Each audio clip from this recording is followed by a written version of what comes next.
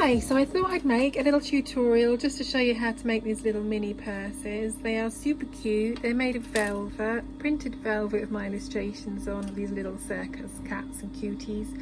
The big one with the bubbles has this little upturned back side on it as well at the back.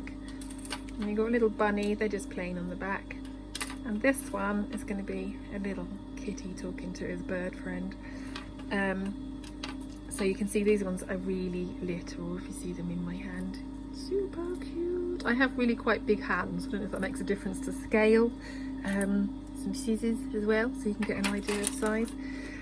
Right, so the kits that you can buy in the shop come with the lining fabric and the main fabric and the clasp, which is all you need apart from a bit of thread, needle and a little bit of patience. So I'm going to stitch this by machine for the most of it, but it really is not that much stitching really, so you could easily do this by hand. I've already done the lining, so you're just stitching round here and leaving a space at the bottom just in the lining so that you've got something to pull through when you turn it out. The fabric comes already with a little black line on each side. These are your notches where you can stitch to. You could actually stitch a little bit above them, but I thought I'd just get a bit of leeway. Depends if you want to go right up to the top. So as you can see at the side, kind of goes in there, so it's not pulling at it too much. Okay, right, so this is stitched up already. The next thing I will do is just stitch round the velvet here. So you could snip into the little notches so that you can see them from the back as well. Put them together. So just under 1 centimetre seam allowance is plenty. And then you're going right round on the outside piece, but don't forget on the lining you're leaving a little space. Been waiting for a day light enough to do this, and now it's so sunny. A bit worried it's just going to be a real glare, but you should be able to see. Anyway, okay, so going right round it, trim it out, and you might want to use a more sensible pair of scissors than tiny embroidery scissors to trim, but you can trim back the main outer fabric pretty far back because this velvet doesn't fray, so it's not going to fray, but the lining cotton could fray, so maybe don't go in quite as much, and it's so much thinner it's not going to bunch up anyway, so you're fine. Okay, put these bits away. Oh, fulfilling my dreams as a Blue Peter presenter. Okay, so next you'll have these two bits that are the same, and you're literally just putting the two little mouths together. So one on this side and one on this side. Now you do want it to be really neatly tidy and even in here, so you could get a pin and just pin in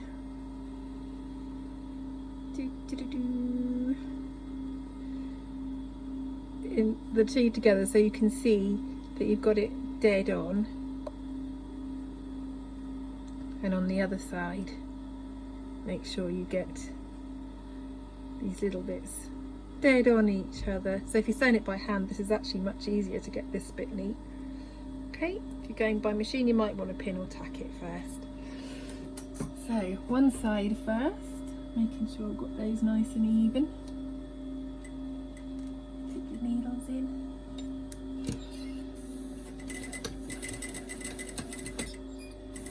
And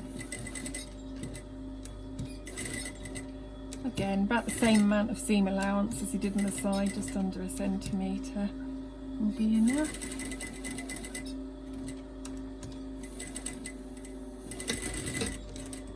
So that's one side. Just trim off the threads. It's nice when you've got a short pair of scissors, and then just doing the same thing for the other side. So you've got two separate little bits.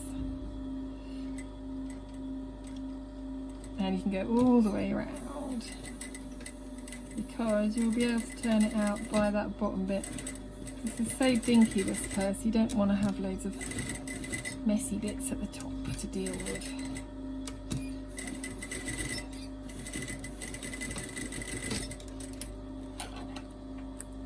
And again, just trim it all out, so you don't want too much chunk inside here. This is going to go underneath your clasp. Same on this side. And then once you've done that, you can turn it out. So you turn it out through your hole in the bottom of the lining. Oops.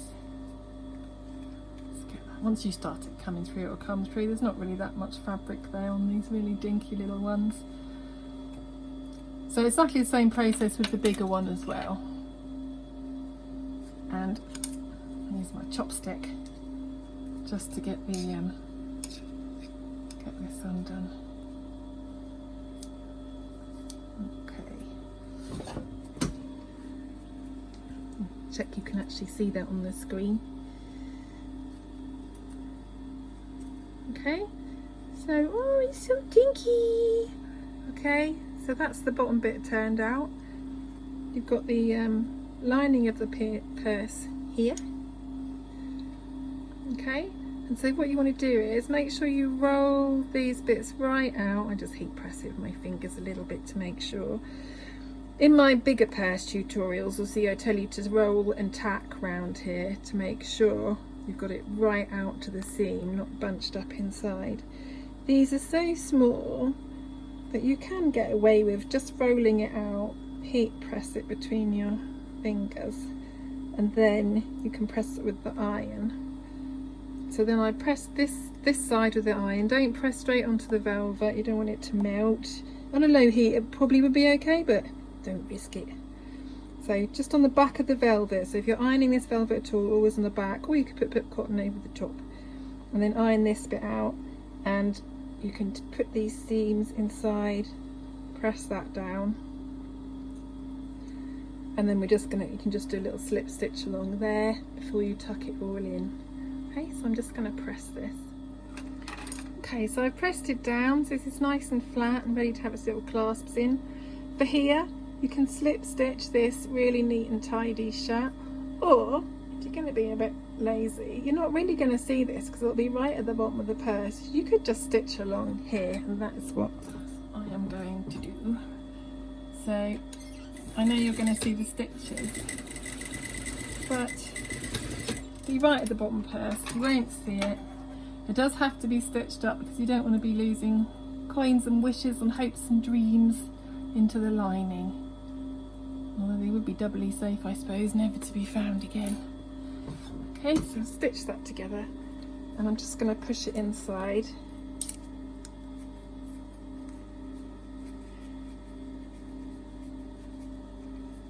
Okay, get to the corners. Those corners are properly pushed out.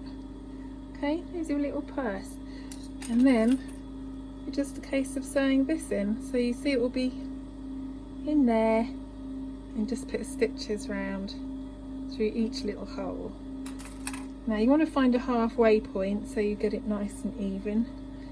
Quick way to do this, especially on these dinky ones, just to fold it in half like this, and then we can see this is our halfway point. On one side I'm just going to mark it with a little bit of thread, or you could put a pin in. What's that next stuff? And because once I've got my clasp in on one side, it won't be easy to fold this in half anymore. So I'm just putting a tiny little marker thread on here. Don't come out again. There, you can just pull this out once you get to it. Okay, so I've just marked that halfway point on that side.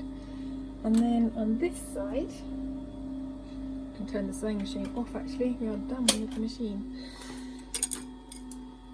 On this side, can just go through that halfway point with my thread ready to stitch on the clasp.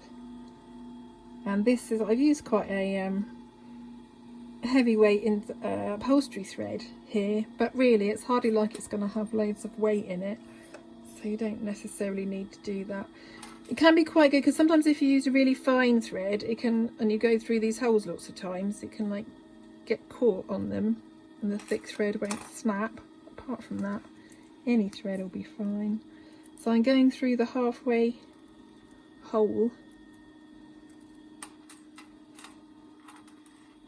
making sure that it's exactly on the halfway point, double making sure it looks like it'll meet neatly, like evenly both sides, so I can see where it's going down to. Once I'm happy with it, then I find it easiest to hold it up there with my finger, just push it in a little bit, and then stitch by stitch